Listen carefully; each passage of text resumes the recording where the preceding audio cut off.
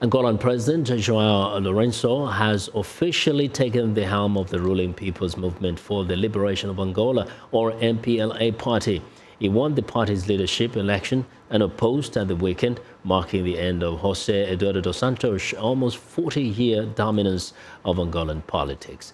Lourenço became president last September, but dos Santos remained ahead of the ruling party, a power split that some believe has slowed Lourenço's reform agenda in a country where the separation between party and state has long been blurred. There are questions around whether Lourenço may shuffle his cabinet to further drive his anti-corruption campaign and economic reforms. Lourenço, who received more than 98% of the vote, vowed in his closing speech that ruling party members will not be immune in his drive to stamp out graft. He's already removed former President dos Santos' daughter, Isabel, as chair of state oil company, Sonangol, and his son, José Filomeno dos Santos, as head of the Sovereign Wealth Fund. Well, for more on the political developments in Angola, I'm joined by VOA Portuguese reporter, João Jose Santarita. Welcome, João. Thank you very much for having me here. Now, we had a conversation here many months ago, and we were talking about this challenge that the new president faces in that he doesn't have all the power.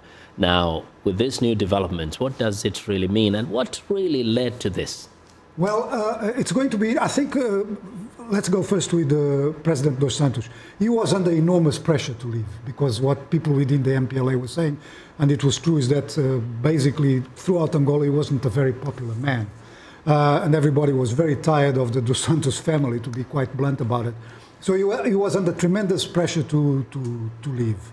Now, what does this mean is exactly what we want to see. I must say that in this first year in power, he's already started a whole lot of reforms in terms of economics. For example, not only he fired Isabel dos Santos from the head of the Sonangol, but he has reduced the scope of Sonangol, which is now basically just an oil company and nothing more than that. It had grown to a huge empire that controlled lots of other things. He has put an end to that. He has also, as you said, fired the son of President dos Santos from the Sovereign Wealth Fund, and is trying to go to courts in England and Mauritius to recover some of the money that was invested through a Swiss company called Quantum Global. Actually, the brazenness with which he appointed his own family members to some of these really powerful kind of agencies make me wonder, was he benefiting members of the party also, or was it more about just his family members? No. There was a lot of people in the higher circles of the MPLA that were benefiting from this. There was widespread corruption at very high level. It was not only his family. And it's interesting that in the speech that João Lourenço made during the weekend, he said that we are going to go after everybody, no matter how high they are. So that's going to be something to keep an eye on. It's already started. We had a story last week, 3 top officials in Huambo province, which is the second most important province in Angola, have been arrested for corruption. And these are 3 top guys there. So, but it's going to be interesting. Now, at this weekend, nearly half of the political bureau, which runs the MPLA, were fired and replaced by Lourenço's people. And this is very interesting because he came from the party.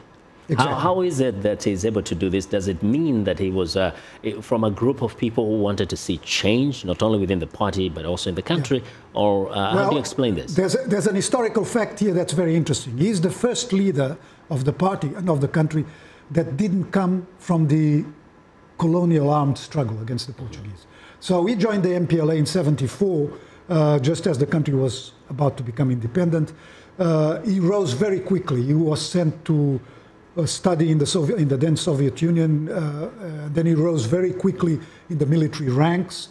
But in 2002, 2003, it's very interesting because he was rising very fast, and all of a sudden dos Santos took his power from him. Yeah. He remained a member of parliament, but the Angolans called that the desert crossing of João Lourenço. For a long time he was sort of left in the cold, and then he started rising again. So he really symbolizes a new era within the MPLA. Wow. Very interesting. We are going to keep watching developments there. João, thank you very much for joining us and giving us those insights.